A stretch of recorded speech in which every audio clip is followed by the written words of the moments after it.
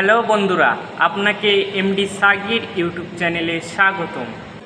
SIR নিয়ে পীরজাদা নওশাদ সিদ্দিকী কি বললেন দেখেন। নোটোরিয়াস ক্রিমিনাল মানুষের মনে আতঙ্ক ঢুকাচ্ছে, বলছে বক্তব্যতে যারা বাইরে থাকে 1 মাসের মধ্যে ডেকে নাও। কয়েকজন কেরালাতে কেরালা থাক, বাইরে রাষ্ট্রে থাক, কাউকে ডাকার প্রয়োজন নাই, কাউকে ডাকার প্রয়োজন নাই। যে যেখানে আছে সে সেখান থেকেই চাইলে অনলাইনে ফিল আপ করতে পারে বা তার পরিবারের কেউ ফিল আপ করে সই করে জমা দিলে তার রিসিপ্ট লাগলে তার কাজটা হয়ে যাবে। কেন আতঙ্কিত করছে নোটোরিয়াস ক্রিমিনালটা? ডেকে নিয়ে আসবে, আসা যাতায়াতে 2,500, 4,000, 5,000 টাকা যাতায়াত খরচ ওই নোটোরিয়াস ক্রিমিনালটা দেবে নাকি? তাহলে মানুষ এখানে চালু করতে চাইছো, কিচ্ছু জানে না, বোঝার চেষ্টাও করেনি। ও চোরদের সাথে, গুন্ডাদের সাথে, মস্তানদের সাথে, তোলাবাজদের সাথে উঠা বসা করে মাথাটাও গেছে। 2002 সালে যদি আপনার ভোটার লিস্টে নাম থাকে, কি বললাম, 2000 সালে যদি আপনার ভোটার লিস্টে নাম থাকে তাহলে আপনি 2002 সালের যে কাগজে যা আছে সেম বিষয়টা এখানে ছেপে দেবেন।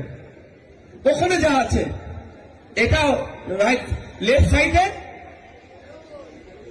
যা আছে, বানান মূল থেকে শুরু করে এপিক নাম্বার যা আছে এখানে দিয়ে দেবেন।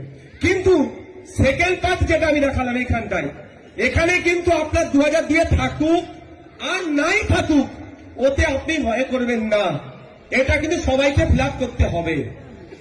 মানে থাকবে তো এই জায়গাটা সবাইকে ফিল আপ করতে হবে। এরপরে যখন অপশন এখানে আসছে, যেমন আমার এই বাপ 2002 সালে তো ভোটার লিস্টে নাম আছে, তাহলে এই বাপ কি করবে? আপনাদের দিক থেকে বাম দিকের যে জায়গাটা আছে নির্বাচকের নাম, মানে বাপের নাম, ইনার নাম, আপনার নামটা কি বাবু? জলিল গাজী, তার নাম লিখবে, এপিক নাম্বার লিখবে। যদি এপিক নাম্বার নাও থাকে 2002 এর ভোটার লিস্টে, আমার আব্বার ভোটার কার্ডে লিস্টে এপিক নাম্বার আছে, আবার আমার আম্মার এপিক নাম্বার নাই, অনেকের এপিক নাম্বার নাই, আতঙ্কিত হওয়ার দরকার নেই। এপিক নাম্বার দেওয়ার দায়িত্ব আমার না সরকারের। ভুল করেছে কে? নামের বানের ভুলটা কে করেছে?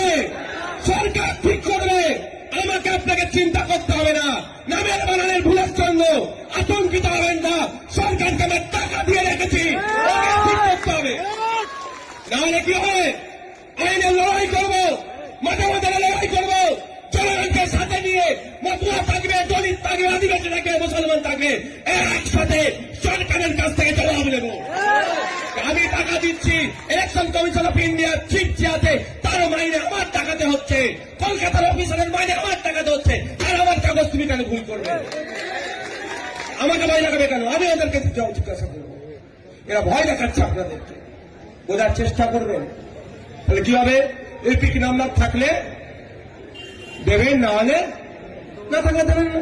ভিডিওটি ভালো লাগলে শেয়ার করবেন, সাবস্ক্রাইব করবেন, লাইক করবেন। ভালো থাকবেন, সুস্থ থাকবেন।